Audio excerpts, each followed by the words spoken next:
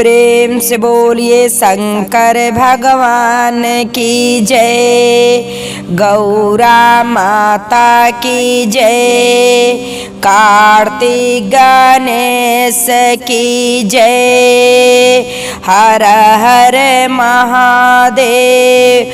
तो देखिए गुरु भाईरा, आप लोग के बहुत सुंदर हम शिव चर्चा के कथा सुना तनी। हमरे कथा के आप सब सुनी। एगो बूढ़ी रहली और उनके 3 गो बेटा रहने। वो बूढ़ी जौन रहली उनके 3 गो बेटा रहने और उनकर स्वामी जी मर गए रहने।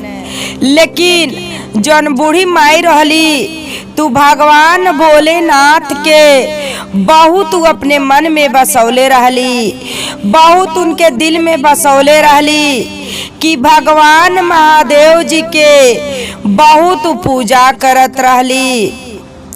देखी गुरु बहना, कहीं चर्चा होत रहल शिव चर्चा, तो शिव चर्चा में उजात रहली।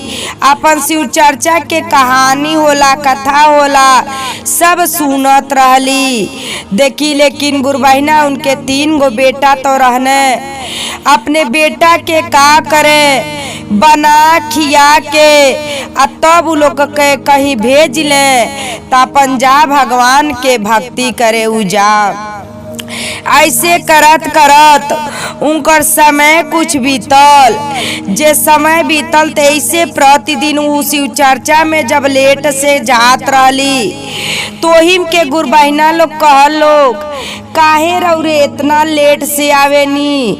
तो कहली का करी कि बतावा, जब 3 गो बेटा बने वो लोग के बना खिया लेनी और लोग अपन चल जाला लोग काम पे, तब जाके हम आवे नी शिव चर्चा में। तो कहली वही से गुरु बहिना, अब ते आपके बेटा तो शादी करे लायक हो गइल बानी, आ शादी कर देती तो बढ़िया रहत, अपन टाइम से तो अपन शिव चर्चा में आवती। कहली कि सही बात ही ते सही बात कहतनी सबन कि शादी कल तो बेटा के कह देती तो सही, जब पतोई घर में आ जाती तो सही अपन कार धार घर में के करती, हम टाइम से अपन शिव चर्चा सुने चली आती। देखी अब वही गुरु बहिना लोग के कहल सुनली, आईली घरे, अपन मन में सुतल आली तो अपने मन में ये सोचत रही सही बात बाटे, अब तो बेटा शादी करे लायक हो गइल बाने, उनकर शादी कर देतनी। देखी अपने नात रिश्तेदार से सब केहू से कहली आ वही पे से केहू कहल कि ठीक बाटे, आप शादी लगवावतनी। देखी शादी लगल, लड़का के सब कुछ भइल आ दहेज बगली 2 लाख, दहेज बगली 2 लाख। लड़का के शादी कैली आ जब पतोई घरे आ गईली तो कहली कि चला अब लेट ले सुतत तली, अरे नवी नवेली दुल्हन वाली तब हमार कर्म हवे, करे 1 हफ्ता 15 दिन इनके बना के खिया दी तब जाके इनके हम कुछ कहब।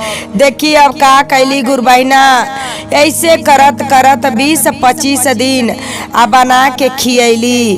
तो एक दिन कहली कि तो से कहतनी ये कि अब तू हाड़ी छू ल आ खाना न बनाव। तो कहली का कि सुनी, पहले हम खाना न भाई ना बनाई, हमार बाप 2 लाख हमके दहेज देहले बाने, 2 साल हम बैठ के खा लेब तब जाके हम खाना बनाई। कहली लो अब ते हम का करी, अब कैसे का कही, अब हम कहब नाई, अरे आपन इज्जत है, आपन इज्जत अपने बचावल जाला। देखी गुरु बहिना, अब केहू से उ कहली नाई, अब का करे, खाना बना ले, माँ सिधो जो कर को ले तब शिव चर्चा में जा। तब वो उनका उहे काम रहल कि शिव चर्चा में लेट से जा। तो कहलो कि काहे, अब ते आपके पतोही आ गईली, आ जब पतोही आ गईली तब काहे लेट होता? कहली कि सुनो लोगन बताई, अरे उ बेचारी घर में के काम उम करेली, तो कहनी तनी बाहरवा और कमवा बा तो हम कह देतानी तो चलतनी। देखी आपन इज्जत उ कैसे बूढ़ी माई उ अपन इज्जत अपन बचावतली। कहली अब का का करी, कैसे अब कही, अब कहब ना चलब। दूसरो बेटा बियाह करे लायक हो गइल बाने, उन्हों के बियाह शादी क देतानी। देखी दूसरो बेटा के जब विवाह कैली बियाह तो उनकर 4 लाख लेहली, 4 लाख उनकर दहेज लेहली।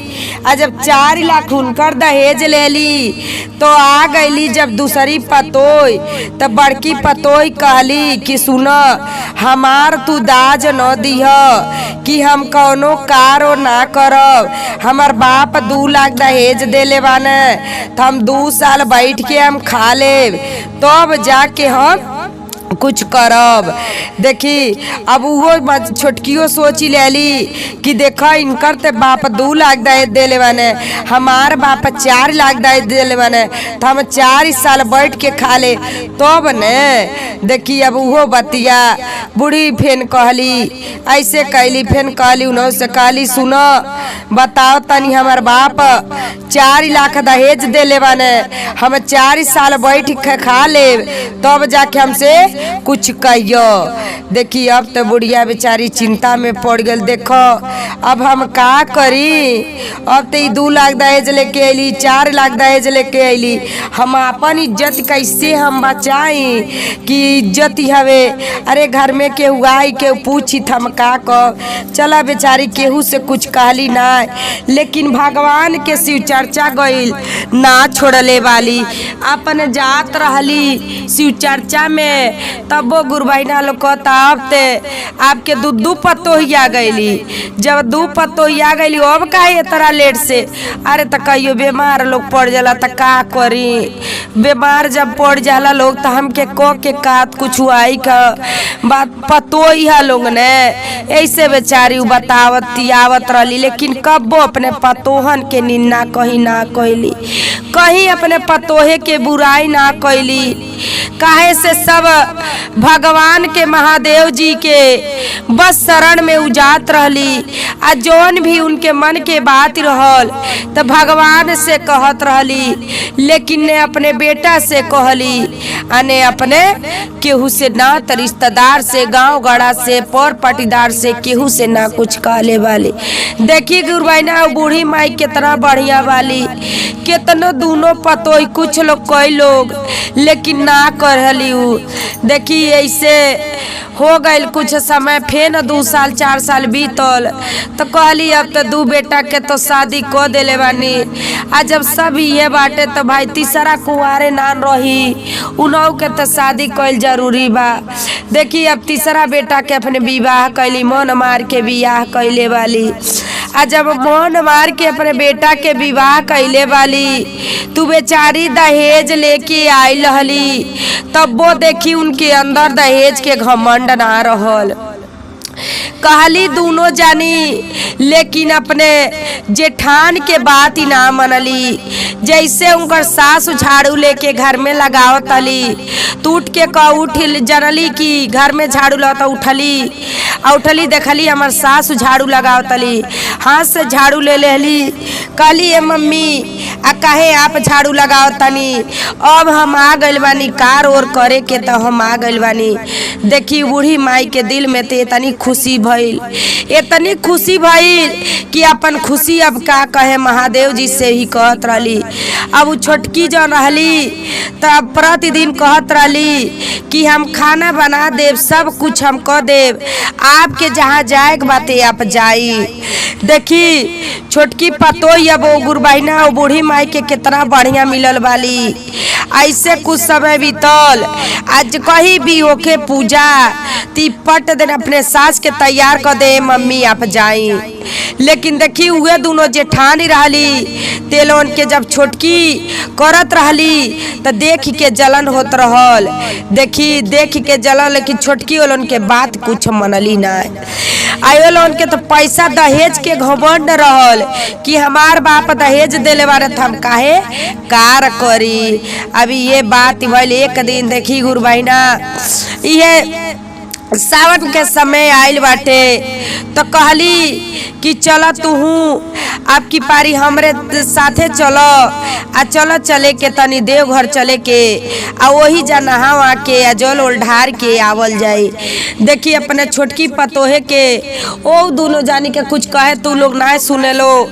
अपने छोटकी पतोहे काली तैयार हो गईली, काली चली हम चलब। अपन सासू आ छोटकी पतोही दोनों जानी लोग, बूढ़ी माई आ छोटकी पतोही निकल गए लोग। आ जब देवघर में निकल गए लोग, वहाँ नहा वहाँ के आ बाबा के जब जल ढारत के आ कह लोग कि चल तनी अब बाबा के जल ढार ले, सब कुछ कर तर। आ यहाँ देखी गुरबैना महादेव जी वेश बदल के आ साधु के वेश में इनके दरवाजे पे आके आ देखी साधु के दरवाजे पे आके साधु के वेश में आके दरवाजे पे भिक्षा मांगो तनी। तो दोनों जानी लोग घर में से निकलत लोग नाई बा, निकलत राय बा, लेकिन देखी महादेव जी वहाँ से हटत राय बानी। लोन के दरवाजा भड़कावत तनी, तब जाके लोग दोनों जानी क्रोध में निकल लो। कह लोग ये कि अपने हाथ से तो हम खाना तो कहल जला बनैबे ना करे नी, कुछ करबे ना करे नी, घर में अपने हाथ से तो हाली पानी लेके पिए नी ना, तो हम तोहके हम कैसे ले आके हम भिक्षा दी, हमरे घर में दान पुण्य करे के हम लगे ना बाटे। देखी दोनों जानी लोग महादेव जी के वे साधु के वेश में आयल रहनी आ दोनों जानी लोग इतना किरोध क के लोग बोला लोग। देखी जैसे लोग किरोध क के लोग बोला लोग, वैसे महादेव जी देखी का कहनी गुरबैना जल रहल उहे जल ओलन के ऊपर छिड़क देहनी आ जल छिड़क देनी। दोनों जानी भैंस लोग बन गईलो आ महादेव जी अब निकल गईनी। अब साधु के वेश में रहनी महादेव जी निकल गईनी, तो लोग ना जानता लोग, लेकिन अगल बगल के लोग देखल लो कि अरे साधु बाबा आयल आ साधु बाबा के लोग दान ना देहल, वही के लोगन के फल मिलल बा। आ दोनों जानी भैंस बन के वही जा लोग दुआरी पे अब डेकरता लोग। तब उनकर सासू आ देवरानी लोग आई लोग देखता लोग, तो हमारे दुआरी पे दुगो भैंस वाली। तारे अब तो लोग चकित में पड़ गई, तो कैसन भैंस आई। तो गांव के बगल के लोग आके लोग कहता, घर के बगल के, अरे जान तलू ई तो आर दोनों पतोहिया जौन है, ई दोनों पतोहिया, अरे एगो साधु बाबा आइलो न भीख ही मांगे, ती भीख ही लोग ना दे लो, तू ये साधु बाबा ऐसी कही न, तो वही से ये लोग भैंस बन गईल बालो। देखी गुरबैना अब तो बूढ़ी माई उ तो चिंता में हो गईली, या देवरान भी, बूढ़ी माई या देवरान दोनों जानी लोग चिंता में हो गईली। हमन के तो गईनी स्नान बाबा धाम के देवघर घूमे नहाए, आई का भइल, अरे दोनों जानी इनका स्वामी जी आई हैं, ती लोग का कही लोग ये कि अरे गईला नहाए तिहे क के अइला लोगन हमरे मेहरारू के भैंसी बना देला लोगन। देखी अब इतना चिंता में बोलन के सास व देवरानी लोग बालो कह लोग कि अब हम का करी। देखी अब कहने गांव के जो लोग देखल और कहने है ये रोड ध के साधु बाबा गई न हमें। देखी वही रोड ध के अब बूढ़ी माई गईली, आ जब गईली तो उ साधु बाबा एगो कुटिया बना के आ वही जा बसल रहनी, कुटिया बना के वही जा बसल रहनी। आ जब बूढ़ी माई देखली तू साधु बाबा से पूछली, कहने हाँ गई रहनी दरवाजा पे, लेकिन हम भिक्षा मांगनी, हमके भिक्षा लोग ना देहलो, तो हम कुछ ना कैले बानी, ई सब भगवान के लीला हवे अपरंपार। देखी अब साधु बाबा अइने, साधु बाबा जब अइने तब बूढ़ी माई या दौरान दोनों जानी लोग साधु बाबा के गोड़े पे गिरे लगलो। जब गोड़े पे दोनों जानी लोग गिरे लगलो, अब तो महादेव जी बड़ा विचित्र हो गई नी, चिंता में हो गई नी, अब हम का करी, अब हम का करी, अब हम कैसे का करी, बड़ी चिंता में हो गई बानी। आज बड़ी चिंता में हो गई नी, तभी का कहनी अपर रूप धैनी, थोड़ा सा अपर रूप सो धैनी थोड़ा सा, तो बूढ़ी माई तो चीन गई, अरे तो महादेव जी हैं। अब तो देखी कहानी कि ठीक बाटे, केहू से अब बूढ़ी कहत ना बेली तो महादेव जी हैं। देखी कहने ठीक बा, घर में से जल ले आवो, जल ले इने लोग अपने कमंडल में डालनी, आ कमंडल में डाल के आ दोनों जानी के ऊपर छिड़क देहनी, छिड़क देहनी। फिर दोनों जानी लोग औरत बन गई लोग, आज जब दोनों जानी औरत बन गइल वालो तो देखी दोनों जानी साधु बाबा के पैर पे गिरे लगल वालो। देखी सब महादेव जी अपने रूप में आके और वही जैसे हट गईनी। अब देखी वही जा अपने सास के अपने दौरान पे दोनों जानी से लोग हाथ जोड़ के गुहार करे लगलो कि बहुत बड़ा हमसे गलती भइल बा कि अब गलती ना हम कबो करब। अरे हमरे घमंड रहल दहेज के, लेकिन अब हमरे दहेज के घमंड नहीं बा। अरे भगवान के आप सब भक्ति करत रहनी, लेकिन हमें हम अत्याचारी कर देहनी। ताज भगवान हमरे साथे ऐसा कहनी।